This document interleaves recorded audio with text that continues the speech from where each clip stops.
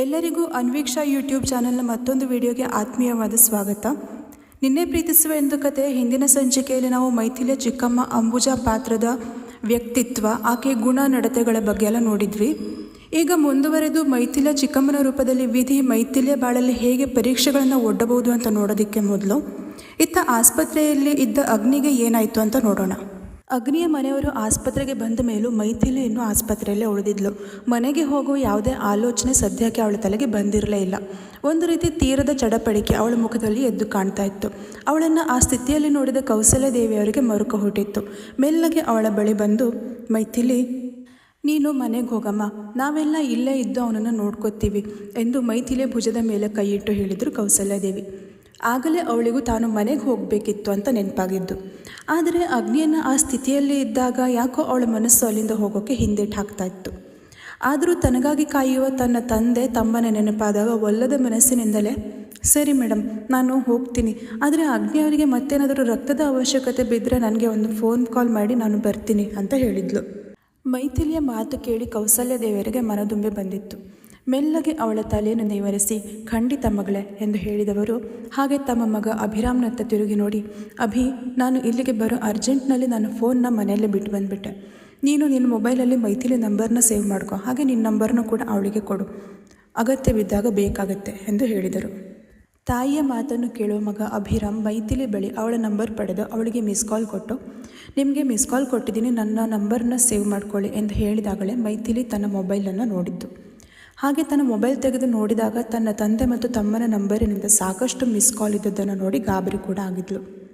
ಅಯ್ಯೋ, ನನ್ನ ಮನೆಗೆ ಆಗಲೇ ಒಂದು ಕಾಲ್ ಆದರೂ ಮಾಡಿ ಹೇಳಬೇಕಿತ್ತು. ಆಗಲೇ ಅಪ್ಪಯ್ಯ ಮತ್ತು ಭಾರ್ಗವ ಇಬ್ಬರು ಸುಮ್ಮನೆ ಗಾಬರಿ ಆಗಿರ್ತಾರೆ. ಪಾಪ ಇಷ್ಟೆಲ್ಲ ಕಾಲ್ ಮಾಡಿದ್ರು, ಛೇ ನನಗೇನಾಗಿತ್ತು, ಆಗಲೇ ಒಮ್ಮೆ ಫೋನ್ ಮಾಡಿ ಅವರಿಗೆ ಹೇಳಬೇಕಿತ್ತು ಎಂದು ತನ್ನಲ್ಲೇ ಹೇಳಿಕೊಂಡ ಮೈಥಿಲಿ ಹಾಗೆ ತನ್ನ ತಮ್ಮನ ಕಡೆಯಿಂದ ಬಂದ ಮೆಸೇಜನ್ನು ನೋಡಿ ಗಾಬರಿಯಾಗಿದ್ಲು.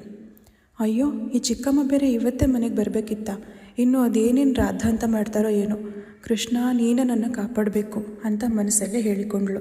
ಹಾಗೆಯೇ ತಡ ಮಾಡದೆ ಕೌಸಲ್ಯ ದೇವಿಯವರ ಬಳಿ ಬಂದ ಮೈಥಿಲಿ ತನ್ನ ಬ್ಯಾಗ್ನಲ್ಲಿರುವ ಅಗ್ನಿ ತಂದಿದ್ದಂತಹ ಫೈಲ್ಗಳನ್ನು ಹಾಗೆ ಅವನ ಮೊಬೈಲ್, ಪರ್ಸ್ ಎಲ್ಲನೂ ತೆಗೆದುಕೊಡ್ತಾ, ಅಮ್ಮ, ಇದು ಅಗ್ನಿಯವರದ್ದು, ಕಾರಲ್ಲಿ ಇದ್ದಿತ್ತು, ಹಾಸ್ಪಿಟಲ್ಗೆ ಬರೋವಾಗ ಅಲ್ಲೇ ದಾರಿಯಲ್ಲಿ ಬಿಟ್ಟು ಬರೋದು ಸರಿಯಲ್ಲ ಅಂತ ನಾನೇ ತೊಗೊಂಡು ಬಂದೆ, ಒಮ್ಮೆ ಎಲ್ಲ ಸರಿ ಇದೆಯಾ ಅಂತ ಚೆಕ್ ಮಾಡ್ಕೊಳ್ಳಿ, ಹಾಗೆ ನಾನಿನ್ನು ಹೊರಡ್ತೀನಿ ಅಂತ ಅಂದಾಗ ಮೈಥಿಲಿಯ ಕೈಯಿಂದ ಫೈಲ್, ಪರ್ಸ್, ಮೊಬೈಲ್ ಎಲ್ಲವನ್ನು ಪಡೆದುಕೊಂಡ ಕೌಸಲ್ಯ ದೇವಿಯವರು, ನಿನ್ನ ಮೇಲೆ ನಂಬಿಕೆ ಇದೆ, ನಮಗೆ ಚೆಕ್ ಮಾಡೋ ಅಗತ್ಯ ಇಲ್ಲ.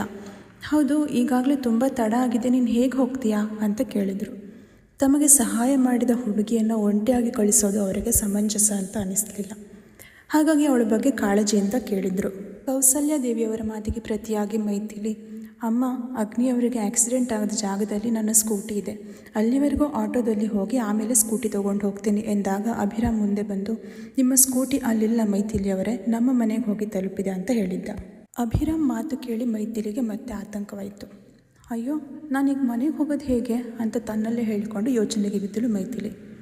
ಕೌಸಲ್ಯ ದೇವಿಯವರು ಅವಳ ಆತಂಕ, ಚಿಂತೆಯನ್ನು ಗಮನಿಸಿ, ಮೈಥಿಲಿ, ನೀನೇನು ಯೋಚನೆ ಮಾಡಬೇಡ ಮಗಳೇ, ನಮ್ಮ ಅಭಿ ನಿನ್ನನ್ನು ನಿಮ್ಮ ಮನೆಯವ್ರಿಗೆ ಡ್ರಾಪ್ ಮಾಡ್ತಾನೆ, ನೀನು ಅವನ ಜೊತೆಯಲ್ಲಿ ಕಾರಲ್ಲಿ ಹೋಗಮ್ಮ ಅಂತ ಹೇಳಿದವರು ಅಭಿರಾಮ್ ಕಡೆ ತಿರುಗಿ, ಅಭಿ, ಇವಳಿಂದ ನೀನು ಮನೆಯವರೆಗೂ ನೀನು ಕಾರಲ್ಲೇ ಬಿಟ್ಟು ಬಾಕಂದ ಅಂತ ಹೇಳಿದಾಗ ಅಭಿ ಅವರ ಮಾತಿಗೆ ಒಪ್ಪಿಕೊಂಡಿದ್ದ.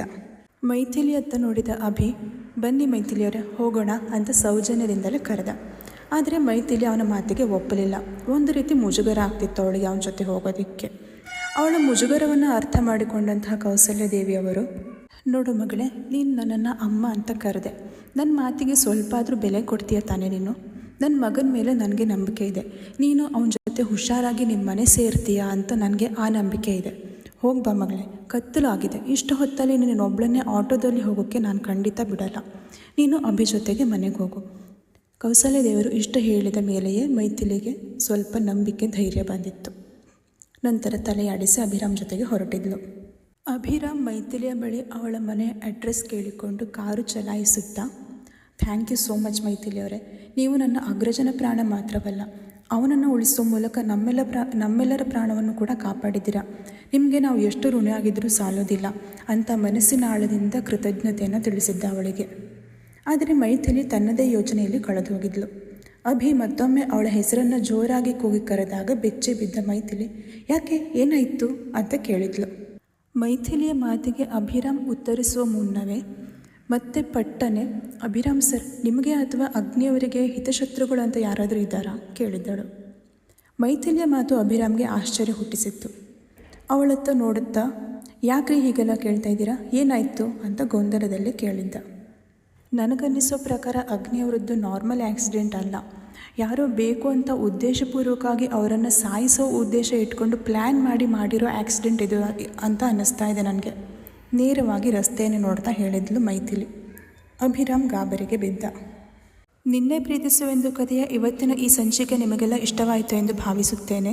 ಅಭಿರಾಮ್ ತಲೆಗೆ ಇಂತಹ ಒಂದು ಹುಳ ಬಿಟ್ಟ ಮೈಥಿಲಿಯಲ್ಲಿ ಅಂತಹ ಯೋಚನೆ ಯಾಕೆ ಬಂದಿತ್ತು? ಅಭಿರಾಮ್ ಜೊತೆಗೆ ಮನೆಗೆ ಬಂದ ಮೈಥಿಲಿಯನ್ನು ಅವಳ ಚಿಕ್ಕಮ್ಮ ಅಂಬುಜಾ ಹೇಗೆ ನಡೆಸಿಕೊಳ್ಳುತ್ತಾಳೆ ಎಲ್ಲದನ್ನು ನಾವು ಮುಂದಿನ ಸಂಚಿಕೆಯಲ್ಲಿ ನೋಡೋಣ. ಇವತ್ತಿನ ಈ ಸಂಚಿಕೆ ನಿಮಗೆಲ್ಲ ಇಷ್ಟವಾಗಿದ್ದರೆ ದಯವಿಟ್ಟು ಲೈಕ್ ಮಾಡಿ, ಕಮೆಂಟ್ ಮಾಡಿ, ಶೇರ್ ಮಾಡಿ, ನಿಮ್ಮ ಅಭಿಪ್ರಾಯವನ್ನು ತಿಳಿಸಿ. ಹಾಗೆ ಅನ್ವೇಕ್ಷಾ ಯೂಟ್ಯೂಬ್ ಚಾನಲನ್ನು ತಪ್ಪದೇ ಸಬ್ಸ್ಕ್ರೈಬ್ ಮಾಡಿಕೊಳ್ಳಿ. ಧನ್ಯವಾದಗಳು.